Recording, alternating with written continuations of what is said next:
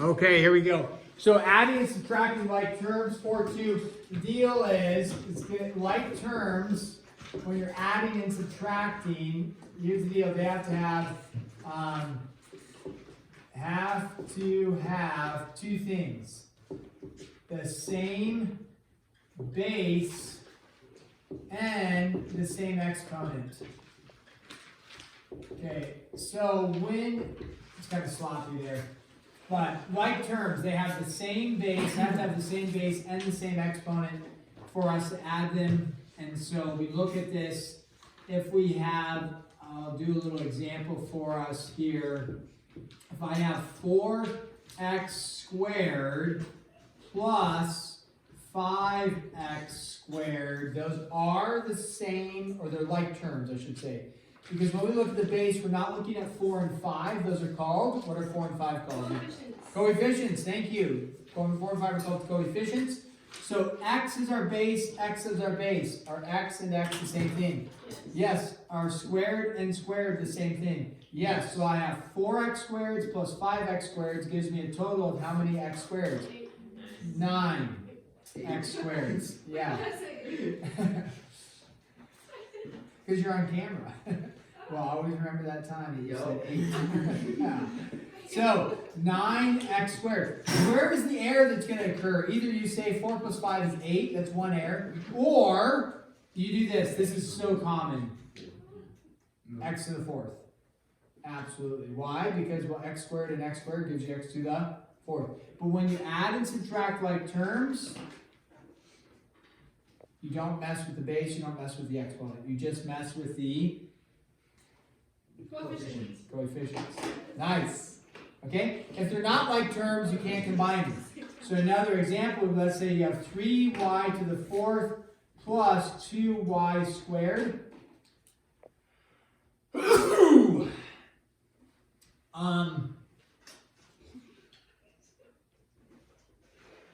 Can you add them? No, can't do it. So you just leave it. All right, now the book has something where they say copy the polynomial, underline like terms, and then simplify. You don't actually have to do that. Let's go.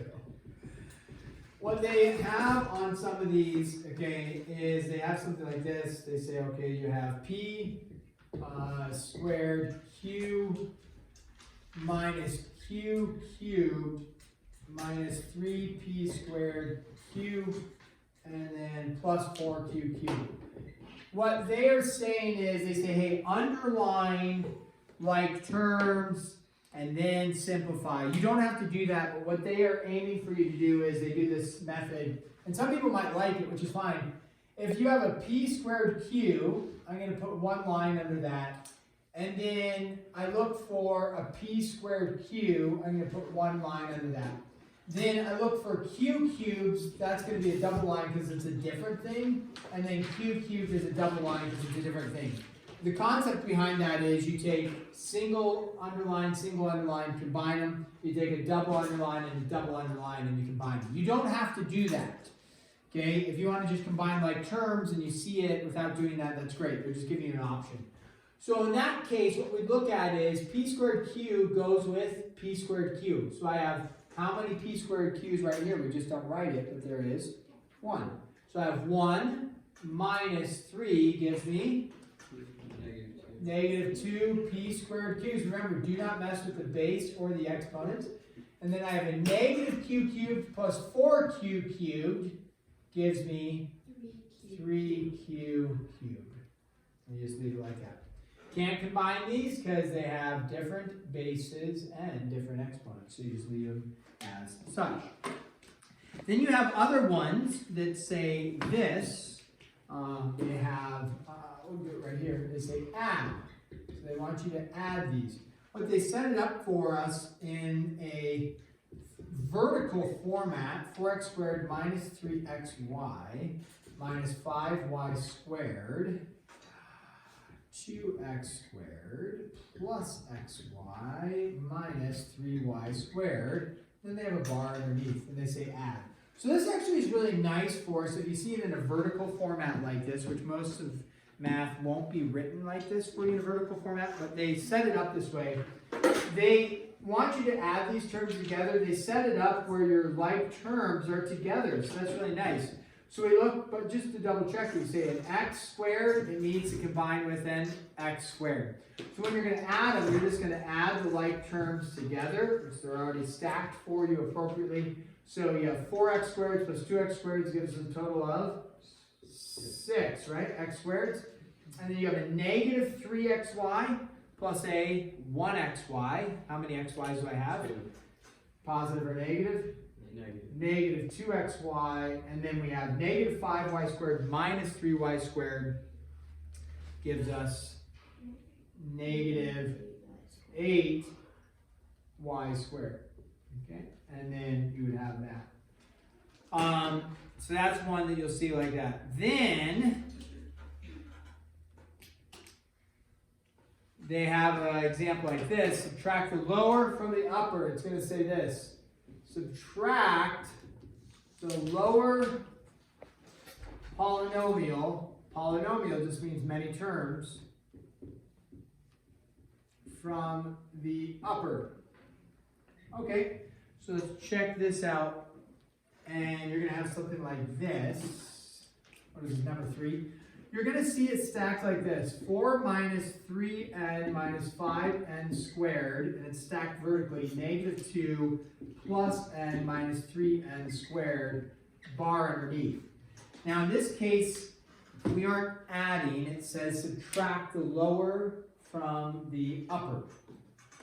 So we look at the lower one. That's here. There's our upper one. We're going to subtract this one from this one. When we subtract, I'll put it in a different color so we can see it. You're given this, but when we subtract, we have to subtract the entire thing, so it's going to look like that. The key with that subtraction of the entire thing is we do what with our negative right here? That many people forget. Yeah, you got to distribute it in. So you could rewrite the whole thing or do a mental distribution. And what I mean by that is a negative and a negative will yield for you a positive. So it's 4 plus 2, which is 6. It's not 4 minus 2 because you're subtracting the negative. And then you go at negative 3n, and what do you do with the negative? You distribute it in. So a negative 3n and then minus n gives you? Negative 4n. Yeah, negative 4n. And then a negative and a negative there will be a positive. And so then we're saying negative 5 plus 3 is going to be a negative 2n squared. Again, same bases, same exponents. Don't change the base of the exponents. And then that would be your answer right there. Okay. The next one is just simplify. We're going to do 2 more here. And then this one I'll show you, and then Mr. Kudrowski is going to cruise on up, and he's going to show us the last one. Okay? So 3a squared minus 2ab squared minus a cubed minus 4ab squared minus b cubed. There we go. So 3a squared minus 2ab squared minus a cubed minus 4ab squared minus b cubed. All right. First step for us in simplification here. What might we do? Yeah, Khalid. Draw 1 line and 2 lines, and the lines would be add or subtract. Yeah, you could do the drawing the lines under. You bet. We could do that. And then go to combine. So we could do that before. So if we go, yeah, a single line under a squared. So then we're going to look for another a squared, and we'll do a single line underneath. That's an a cubed, so that was terrible. So that's, we don't see any other a squareds, do we? No, so there's just that one. How about ab squared? Is there any other ab squareds? 4ab squared. Yep, so then a double line, and then a cubed would do a triple, no other a cubed, and then b cubed, a 4 lines, okay? Now, before you simplify, again, if the line thing helps you, 2 thumbs up. If it doesn't help you, you don't need to do it. But before we combine, what do we need to do? So we've identified which terms might go together, but how do we get the terms to go together? What do we need to do? Jasmine? Distribute Yeah, distribute. What am I distributing? the negative sign. The negative. Now, some people are doing this. You distribute the negative and then you're multiplying stuff together. This is this minus this. So once you distribute the negative, you don't take these two and multiply them together. We were seeing that error happen in the last chapter. So when you distribute, you just change the signs on all of these, and then we are going to combine the like terms. You could rewrite the single dash, the double dash, or we can leave it and just recognize that 3a squared is flying solo. There's no other 3a squared, so we're just going to write that. And then we recognize that ab squareds, there are 2 of them, so we'll combine those. ab squared, so a negative 2 plus 4, positive 2ab squared. And then we recognize there's no other a cubed, so minus a cubed, and no other b cubed, so minus b cubed. And then we would be done. Or would it be plus B? Yeah. Oh, plus, I'm sorry, right there. Thank you, good catch. All right, plus b cubed. And does everything else look good? No other errors? Okay, so now, Mr. Kudrowski, I'm going to set up a problem for you. Professor Kudrowski is going to come on up. And I'm going to set the problem up for you. Should we make it a doozy for you? Yes, it's the hardest one in the book. The hardest one in the book. Well, I wouldn't say this is the hardest one in the book, but it might prove challenging. Okay, 3 minus n. Make sure that we see that's a minus n equals. Are you nervous, Professor? I don't think so. N minus 3. He was born for this. Come on up, Professor Kudrowski. All right. You want to Let me introduce just yourself to the demonstrate my followers? dyslexia on my board. You want to introduce yourself to the followers? My name is Mr. Wazowski. Look at here. Look at the Hi, followers. Harrison. How you doing? You're addressing the followers. He is the follower, so address. Hello, Harrison. Yeah. Nice. Now, just to warn you, if you go like past here, you're going to be out of the screen. Oh, okay. So however you want to do it. It's okay to be out of the screen and just have a weird, creepy hand right I do that a lot. I'll do that. Yeah, that's acceptable. Now you kind of walk us through what you're doing. Okay. The whole thing is just distributing. So that would be 3n minus 6. Then it would be. And if you don't know what to do, just ask the students. Okay. Because that's what I do when I don't know. I just ask the students and hopefully they know. Yes, this is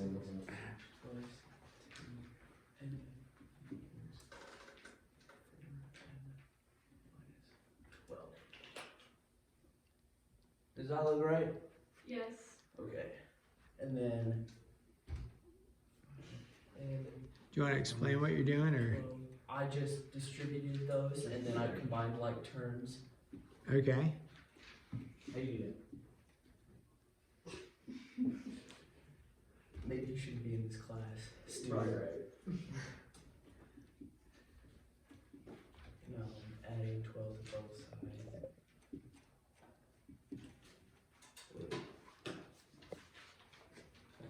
It would just be. Wait a minute. Yeah, so it'd be 5n equals. Hello, Harrison. How you doing? It would be. Yeah, it would be no solution, That right? No. cousin of the n. Why don't you divide 5 from both sides? No. Do we just leave it? Come on, wait a minute. Just leave it. Just leave it. That's it. That's it. Is this right? Is this right up until this point? I think it was 5. Yes, I'm asking the It's students. five. I'm asking the students. 5 n equals 4 n. 5n equals 4n. That's just the answer? Oh no. No, buddy. It isn't? And What then does n equal? You can't have 5n equals 4n and not have what n equals. and then So you have 5n equals 4n, that's looking good. Now what would you do? divide 5 from both sides? Sure, you could divide 5 on both Or sides. divide 4 from both sides? You could. You could 4 do would that. be easier. Your goal is to get the what together? The Variables together, right? So how are you going to get the variables together? Divide from both sides. Don't divide. Multiply. Subtract. So, ooh, See, I should be in this class. subtract. What are you going to subtract? God, dude. 5. 5? No, No. 4. Well, you can't just subtract. You can't just 4. subtract 4 or 5. You can't just subtract n because n is attached with the 4. Well, So you have yeah. to subtract. Oh my. No, I know what it is. Okay, subtract what? Subtract 4n. Subtract 4n from both Yeah. sides. Okay. So, 1 N. 1n equals 0. Okay. What? Is that wrong? Well, look at your bank account. You have $0 in there Well, possibly? I mean, Or maybe how much if you money add, you have in if your you added wallet 12 right to now. both sides, then there would be a non-existent 0 right there, Sure, plus 0. right? Sure, plus No, 0. but if you could get the variable by itself. It's minus 4 from both sides. Yeah, 4n. It's important to say what Minus you're 4n from both sides. Uh-huh. Get rid of that. Uh-huh. And then be 5n 1n. minus 4n is 1n. And then 1n 1n is equal equals to 0. 0, So and what zero. does n equal? 0. What's wrong with n equaling 0? Nothing. Nothing. So, yeah, that's why we picked that problem to emphasize. To make it confusing on purpose. Yeah, because anytime it equals 0, usually people get uncomfortable. Yeah, You're not wrong. Let's go. So, nice job, Jackson. The key is people, Go through you need to recognize, because these problems come up every once in a while, when you see a 5n equals 4n, I'll just write it a little bigger and go through the explanation. People get uncomfortable because it doesn't have something like this. They're not nearly as uncomfortable like if it has this, plus 7, let's say. There, they're comfortable because, oh, it's got a plus 7. What do? I subtract 4n from both sides, and 5n minus 4n is 1n is equal to 7, and you feel good about that. When you see something like this, though, it feels uncomfortable because there's nothing attached to it. But like Jackson stated for us, he didn't really write it correct there, but it's a plus 0, if you will, right? When you add 12 to both sides, he wasn't showing all the steps, but negative 12 plus 12 is 0. I know you only showed it to, I know you only showed it to one side. So a negative 12 plus 12 is 0. So then you could say, yeah, I'm going to have the 0 over there, and maybe that makes it feel a little more comfortable. Or you recognize, oh yeah, this is one of those types of problems, and you don't need to write the 0. But 5n minus 4n is 1n, and it's equal to 0. There's no problem with having something equal 0. Nice job, Jackson. All right, so go ahead.